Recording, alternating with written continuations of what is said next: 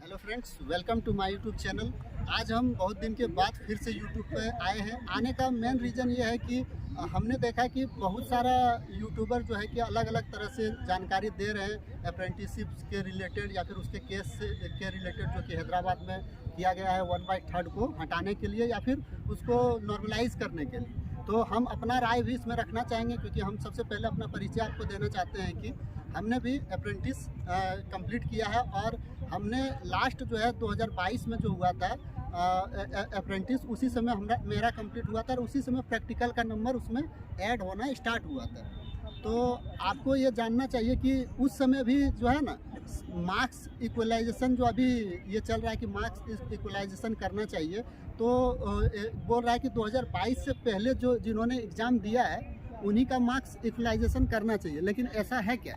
हमको जहाँ तक लगता है, जैसे कि हम अपना बता सकते हैं, हम अभी लगा भी देते हैं इसमें, मेरा आई कार्ड लगा देते हैं, प्लस मेरा क्या मार्क स्कोर रहा था उसमें अप्रेंटिसशिप में, और प्लस अभी मैंने सीबीटी में कितना स्कोर किया है, ओवरऑल मेरा कितना हो रहा है। तो ओवरऑल तो मेरा ऐसे 70 हो रहा है, तो हमको लग रहा है कि नहीं हो जाना चाहिए। लेकिन हम बताना चाहते हैं कि जैसे जब मतलब प्रैक्टिकल का एग्ज़ाम हुआ था, हम लोग का फर्स्ट बैच था, तो उसमें भी देखा जाए तो 40 to 60% बच्चा का जो है मार्क्स, एवरेज मार्क्स 70 और 75 के बीच में ही रह गया था।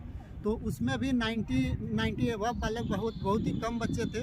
तो उस तरह तो देखा जाए तो 2022 के बाद भी जो बच्चे लोग मतलब स्टूडेंट लोग जो कंप्लीट किए हैं, उनको भी बहुत सारे डिफ़िकल्टी का। तो हम इसमें ये बताना चाहते हैं कि आखिर मेरा क्या राय है इस केस को लेके, क्योंकि भाई मैं खुद एस्पेरेंट हूँ, इस बार एग्ज़ाम भी दिया हूँ और मैंने बता दिया आपको कि ओवरऑल मेरा स्कोर जो है कितना रहा है, 70 के अप्रॉक्स रहा है।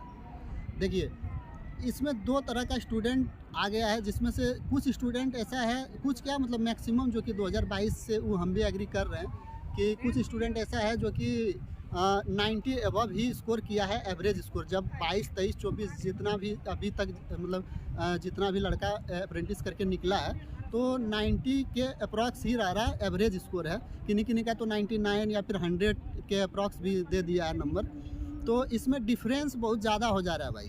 क्यों ज़्यादा हो जा रहा है? मान के चलिए जिन्होंने एग्ज़ाम दिया, आपको भी पता होगा कि यदि सीबीटी का एग्ज़ाम आप देते या फिर आप आईटीआई का ही एग्ज़ाम देते हैं जैसे ऑनलाइन, तो आप देख लो सेम उसी प्रोसेस और उसी पैटर्न पर एग्ज़ाम होता है इसमें।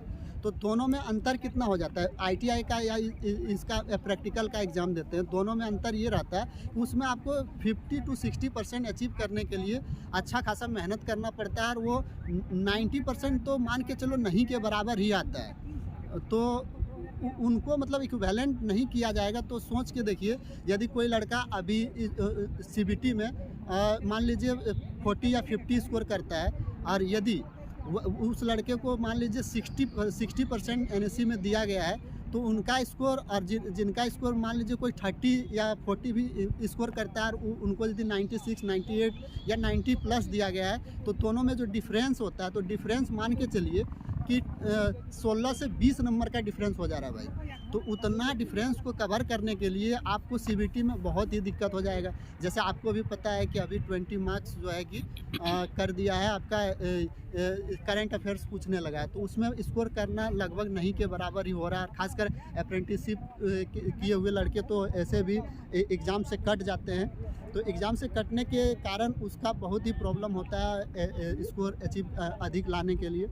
तो मेरे हिसाब से इसमें जो है ना कुछ कंक्लूजन निकलना चाहिए, और कंक्लूजन ऐसा निकले कि दोनों को बेनिफिट हो। ऐसा नहीं कि देखिए, चाहे न्यू अप्रेंटिसशिप हो या पुराना अप्रेंटिसशिप है, दोनों ने किया ही सेम डिग्री है। सेम डिग्री के साथ साथ मेरा मतलब पर्सनली मानना ये है कि आप जो है या तो उसको नॉर्मलाइज कर दीजिए, क्योंकि नॉर्मलाइजेशन का रूल क्या कहता है? नॉर्मलाइजेशन का रूल ये कहता है कि अलग अलग शिफ्ट में यदि एग्ज़ाम है आपका, या अलग अलग शिफ्ट में यदि आपका एग्ज़ाम हो रहा है, तो उसमें नॉर्मलाइजेशन होगा।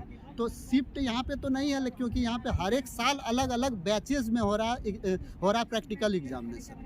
तो अलग अलग बैचेज़ में हो रहा है भाई, तो उसको भी तो अलग अलग तरह के मार्क्स मिले होंगे, तो उनका भी तो मार्क्स को एवरेज करना चाहिए या नॉर्मलाइजेशन उसका करना चाहिए।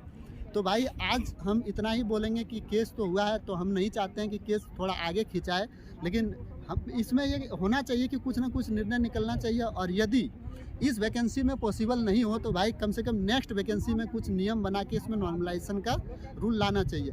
आगे हम कुछ और वीडियोस बनाएंगे, क्योंकि देखो भाई हम खुद अप्रेंटिसशिप किए हैं और इसमें एस्पेरेंट भी हैं, अभी तक तो नहीं हुआ है लेकिन मतलब लगे हुए हैं, और हो सकता है कि इस बार हो जाए। तो मैं जो इन्फॉर्मेशन दूंगा वो ऑथेंटिक ही ट्राई करेंगे देने का। तो आज मेरा पहला वीडियो था, कैसा लगा आप बता सकते हैं। थैंक यू भाई।